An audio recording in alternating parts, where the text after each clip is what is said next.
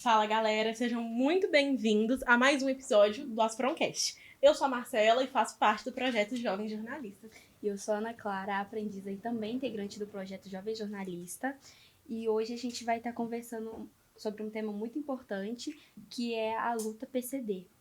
E aqui nós vamos fazer uma reflexão sobre a inclusão, a acessibilidade e o respeito à diversidade. E quem vai nos apoiar nesse papo é o Arnaldo Godoy, parceiro de longa data e uma inspiração para nós. Ele é formado em História pela UFMG e já fez muitas coisas. Dedicou quase 30 anos à carreira política. Foi presidente do Museu Histórico Abílio Barreto, secretário de Cultura de BH. E ajudou na construção do projeto de Arte Sem Barreiras da Mostra Nacional Albertina Brasil. Também foi autor do projeto Escola Integrada, que é um sucesso, e hoje é membro da diretoria da Escola Integrada na Comissão de Educação da Câmara de BH. Hoje continua na ativa, lutando pela inclusão e participando do Conselho da Pessoa com Deficiência. Ou seja, gente, um currículo gigante e com muita experiência para contar para a gente. Seja muito bem-vindo, Arnaldo. Eu que agradeço o convite para a gente bater esse papo, trocar ideias, né, e as impressões, né, dessa caminhada que a gente vai fazendo ao longo desse tempo, mas ressaltando sempre, gente, essa caminhada foi possível porque estivemos juntos com muitas pessoas importantes que nos ajudaram, que nos impulsionaram e que cobraram da gente muita garra e muita luta para a gente chegar onde chegamos. Realmente é muito importante. Então vamos lá para a nossa conversa, Arnaldo. Vamos lá. Conta pra gente, de uma forma mais sucinta, um pouco da sua história. A gente quer saber onde você nasceu, como era a sua família, e é verdade que você já chegou a morar em uma casa com 50 pessoas? Eu nasci no Rio de Janeiro, no bairro de Botafogo. Eu sou um cara das estrelas, né? Sou botafoguense e cruzeirense, 5 estrelas no peito, né? 6. Para poucos, hein? Né? Mas eu vim para Belo Horizonte com 1 ano e durante até os meus 15 anos, assim, eu morei na casa da vovó, ali na rua São Paulo, 2189, bairro de Lourdes. É uma casa grande que exatamente assim, morava vovô, vovó, os filhos, alguns casados e alguns sobrinhos que moravam lá. Tinha mais ou menos sempre, a média lá da casa da vovó era assim, 50, 40 pessoas diariamente. É uma casa onde ensaiou o madrigal renascentista. Então era uma casa cheia de gente, cheia de novidades, cheia de cultura, cheia de conversa e cheia de futrica, né? Mas foi muito bom. Foi um período onde aprendi. E só para adiantar, como era muita gente, nem papai nem mamãe, né, puderam fazer em cima de mim, que sempre eu nasci já do olho esquerdo, eu nunca enxergava pouco do olho direito, mas eu nunca fui super protegido pela família, porque não havia condição, era muita gente, tanto de sobrinho, de primo, a gente brigava, jogava bola, era uma discussão cotidiana. Então, essa bagunça, esse conjunto de pessoas, para mim foi muito positivo, porque eu não recebia superproteção. Ah, coitado, ele enxerga pouco, não sei. Então, nada, disputava com meus primos assim, na porrada, e nunca teve. Então, isso foi muito positivo para a minha caminhada. Muito legal. Mas era exatamente uma casa com muitas pessoas. Ah, assim que é bom. Arnaldo, fala um pouquinho pra gente de como é viver na nossa sociedade com uma deficiência visual, os perrengues que você passa no dia a dia, coisas assim, os desafios. A sociedade, assim, ela só vai aprender a conviver com as diferenças, assim como vai aprendendo a conviver com a população afrodescendente, população negra, população LGBT, a população com deficiências, né? À medida que esses grupos, vou falar do PCD, das pessoas com deficiência, se a gente sair da posição de cuidado, de coitados, de merecedores da caridade pública, e a gente passar a participar da vida social, das brigas, da disputa, dos debates, né, dos movimentos sociais, dos movimentos políticos, é só assim que a sociedade vai perceber os direitos humanos que toda e qualquer diversidade possui e tem que ter esse direito de vivência. Então, assim, Evidentemente que tem essa troca, essa experiência vai depender muito assim dessa convivência, como é que a gente que tem, no caso, né, da deficiência, como é que a gente vai se relacionar com essas pessoas, se a gente vai se comportar como eu disse há pouco tempo, como um coitado ou como pessoa sujeita de direitos, né? Sim. Então, e eu tive, assim, né, só falando de mim, né, Claro. nessa minha trajetória, gente, eu sempre tive esse cuidado de não merecer o cuidado, de merecer alguma coisa especial, de alguma coisa. Não, eu sempre briguei, sempre atuei como se tivesse, enfim, disputando com as outras pessoas, sabendo da minha condição de ser, né, com deficiência visual. Eu nunca escondi que eu sou deficiente visual, mas também nunca usei a deficiência visual para obter alguma vantagem, alguma coisa. Então, não sei se eu me fiz entender. Com certeza, Ronaldo. E a gente falando sobre movimentos, né? E para você, os movimentos de inclusão, eles ajudam a dar visibilidade a pessoas com deficiência? Está melhorando. A gente está melhorando justamente assim, sair dessa postura de coitadinho para postura de cidadão. Hoje nós temos um bloco na cidade que chama Todo Mundo Cabe no Mundo, não sei se vocês já participaram, onde as pessoas com deficiência fazem parte desse bloco de carnaval. Ano que vem tem. Interessante, legal. Então, assim, e nesse bloco a gente é importante porque a gente vai para a rua, cadeirante, cego, surdo, né? E todo mundo cabe no mundo. Essa mensagem é boa.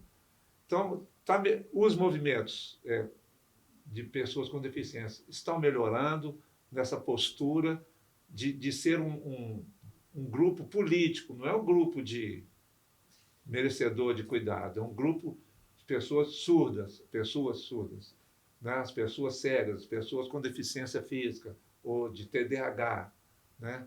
Esses movimentos têm melhorado na sua postura política, mas aí tem uma caminhada ainda a percorrer, né? Para a gente chegar no ponto dos direitos humanos e não do merecimento da caridade pública. Com certeza. Sim. Arnaldo, você pode falar para a gente um pouquinho de qual é o papel do Conselho da Pessoa com Deficiência e como ele impacta na vida das pessoas? Olha, esse conselho, tudo é uma trajetória, né? Eu faço parte desse conselho há muitos anos, desde que eu entrei na Câmara Municipal, né, como vereador, eu fiz questão de participar desse conselho. Mas é um processo também evolutivo do conselho, que hoje, né, depois dessa caminhada política, eu acho que ele já está tendo uma postura mais política, brigando pelos direitos, assim, sabendo, né? E ao mesmo tempo que você fica brigando pelos direitos, o Conselho das Pessoas com Deficiência, hoje, está começando a atuar na seguinte forma, de cobrar dos movimentos de pessoas com deficiência também uma atitude política, uma atitude proativa, uma atitude de participativa em outros movimentos. Como é que um movimento de trabalhadoras, né, vão olhar para um movimento de pessoas com deficiência, se esse movimento com deficiência fica esperando acontecer, não tem uma interlocução com os outros movimentos sociais que tem na cidade. Então, isso está melhorando. Eu acho que já teve um avanço significativo. Mas a caminhada, assim como nós todos, né, nos outros setores da vida, a gente tem que melhorar sempre no nosso comportamento político, individual e social. Com certeza, né? Nós precisamos sempre caminhar. E falando, né, sobre isso também, Exato. Isso. a gente gostaria de saber qual foi a maior barreira que a sociedade ainda precisa quebrar quando o assunto é inclusão e acessibilidade. É uma pergunta difícil, mas assim, qual que é a maior barreira? Eu seria assim, meio dizer que a maior barreira eu vou falar, não sei se a palavra é barreira, mas o que dificulta, o que atrasa, o que atrapalha um pouco essa caminhada da inclusão, eu vou falar que é o próximo movimento de pessoas com deficiência. Aquilo que eu estou falando esse tempo todo. Se a gente não for proativo, mostrar que a gente é capaz, né? Que a gente tem condição de fazer as coisas. Por exemplo, você falou do meu currículo aí, né? Eu fui secretário de Cultura de Belo Horizonte. Quem imaginaria que uma pessoa cega ia ser secretário de Cultura, né? Então, assim, mas é por quê? Né? Então, se as pessoas com deficiência cada vez mais se imbuírem, né? se sentirem pessoas capazes, capacitadas para participar da vida política, social, cultural, sexual, né? A sexualidade das pessoas com deficiência também é outro tópico também. Então, assim, eu acho que isso então, a pergunta que você faz, qual que é a maior entrave? Evidentemente que a sociedade tem também entre aspas, um preconceito em relação à capacidade que nós temos, né? Mas essa visão da sociedade em relação a gente também é responsabilidade nossa, porque nós, ao longo da nossa caminhada, esses anos todos, a gente sempre buscou a caridade, né? Então, eu penso que cada vez mais com o movimento das pessoas com deficiência se responsabilizarem pelo nosso avanço, o preconceito de lá para cá vai diminuir, é só dessa forma. Não é de lá para cá. Nós é que temos que mostrar para o outro lado, para quem não tem as deficiências, tais chamadas deficiências, vamos mostrar para o outro lado que nós temos capacidade para fazer tudo e qualquer coisa. Né? Sim, com certeza, Arnaldo. Não e é? aí, a gente fala agora sobre que mensagem você deixaria... Eu estou falando demais? Jamais! Que mensagem você deixaria para empresas, escolas e famílias sobre a importância de enxergar a pessoa com deficiência para além da limitação? Primeira coisa é a seguinte, as famílias das pessoas com deficiência, elas também têm que se imbuir, que elas têm que abandonar a superproteção. Aquilo que eu falei, que eu tive a sorte de viver num ambiente que não me foi possível a família me oferecer superproteção, porque era uma zona lá. Né? Então, não teve jeito. Então, se as pessoas, né, se as famílias passarem a olhar as suas crianças, os seus filhos e filhas com deficiência como pessoas capazes, capacitadas, né, pessoas que podem ir para a escola e estudar com os companheiros, com as companheiras, né, participar das brincadeiras da vida, do cotidiano, dos namoricos, né?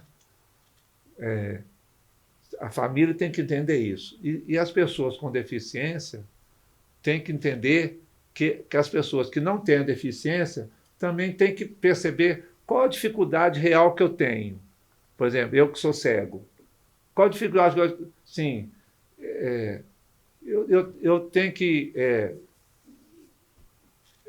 viver com você, né, participar da vida na cidade com vocês, sabendo você tem que saber da minha dificuldade, eu vou pôr a mão no teu ombro, né, para a gente andar, nós vamos estudar junto, né, você vai me descrever algumas cenas, se eu pedir, né. Então, assim, a gente também ser proativo com o outro lado da cidade, assim, para dizer como é que a gente que tem a deficiência precisa. Eu estou sempre falando da questão do cérebro, porque é a minha condição, né? Uhum. Mas isso também cabe para o surdo, como é que a pessoa surda vai comunicar com a outra, né? Então, assim, essa relação tem que ser de lá para cá e daqui para lá. Com certeza. Sim. E, Arnaldo, Que conselho você daria para nós jovens que queremos fazer parte da luta por mais respeito, acessibilidade e igualdade? Quando vocês jovens, né, estiverem em relação com alguma pessoa com deficiência ou com grupos de pessoas com deficiência, acho que a primeira coisa que tem que falar é assim, ó, Arnaldo, como é que você quer? Como é que você quer que a gente ande aqui na cidade? O que não pode ser pegar na mão do cego, estou falando sempre do cego, né, gente? Porque ele vai falar de mim, não vou, assim, pegar na mão dele e sair andando com ele, entendeu? Você tem que estabelecer relação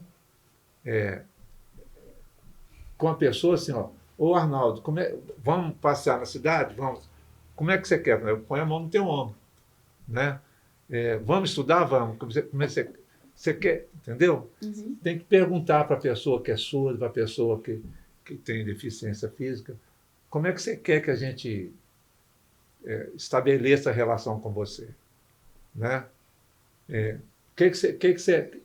Como é que você pode ajudar eu que não tenho deficiência a participar da sua luta, entendeu? Uhum.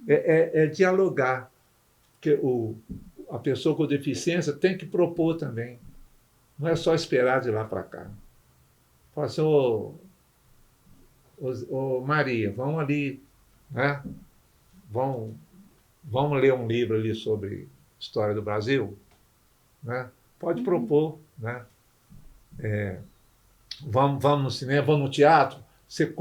Quando eu te cutucar, Maria, numa cena de teatro que eu não estou entendendo, o que está acontecendo isso? Entendeu?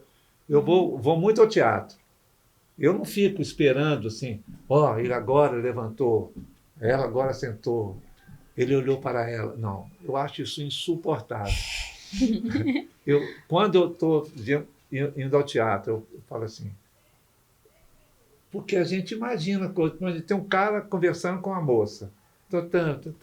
Você imagina se eles estão se aproximando, se eles vão se beijar, ou se um está com raiva do outro, pelo diálogo que você percebe, né? Uhum. Às vezes tem algum ato, algum gesto, alguma coisa que aconteça que a gente não percebe, aí você cutuca e pergunta. Outra coisa que eu não gosto, isso é eu, não estou falando de eu, estou falando de eu. Por exemplo, falo assim, audiodescrição. Não, porque a Vanessa está com a saia azul, blusa amarela, não sei o quê, calcinha verde, não sei o quê. Isso para mim, tem muita gente que gosta de saber. Por isso não faz diferença para mim se você está com roupa azul ou amarela, entendeu? Entendi. Uhum. Se eu quiser saber como é que você está, eu pergunto. Assim, então eu tenho uma preguiça, velho. Assim, eu vou numa reunião, aí uma reunião com 6 pessoas, cada uma fazendo audiodescrição, me dá uma preguiça. Aí eu falo, não, gente, tá bom. O que me importa, se você, entendeu? Se eu quiser saber que cor que você está vestindo a saia, eu pergunto. Sim. Né? Claro. O caminho, então, é sempre a comunicação e com respeito, né? Isso, Óbvio. isso. É a comunicação. Eu preciso disso, eu quero isso. Como é que a gente faz? Sim. Porque se você ficar... o outro lado da pessoa que não tem deficiência, ele só vai... Esse outro lado só vai crescer, só vai ter uma interação maior com a gente que é deficiente, se a gente dialogar, estabelecer o que a gente precisa, o que não precisa, como é que faz, como é que não faz. A gente estava conversando esses dias, inclusive, em como não tem problema a gente perguntar, você precisa de ajuda? Eu posso te ajudar? Exato. Né? Não Exato. Constrange. E aí, velho, vamos ali tomar uma cerveja? Gente, que papo incrível, né, não? Então, a gente aprendeu muito hoje sobre a inclusão e sobre como a gente, enquanto juventude, pode fazer parte dessa mudança. Arnaldo, muito obrigada por estar aqui com a gente e compartilhar a sua história. Foi inspirador. Ô, gente, eu fico assim, emocionado, sabe, de poder contribuir um pouco para que a sociedade cresça, né? Avance, que a gente avance no todo, as pessoas com deficiência, sem deficiência, que haja mais sociabilidade, que haja mais justiça social, participação na luta política, né? Só para concluir, vou citar uma frase do meu pai. Ele falava assim, que a gente só leva da vida a vida que a gente leva. Então vamos levar a vida com muito amor, com muita amizade, com muito carinho. Com certeza, Arnaldo. Eu gostaria que você receba, né, das mãos da nossa assistente de estúdio, Giovana, um mimo da Asprom, e como forma de agradecimento pela sua presença e pela inspiração que trouxe para todos nós. Ô, gente, vocês param de ficar, depois se eu chorar, a culpa é sua. Também queremos agradecer à Casa Una pelo apoio e parceria durante as gravações.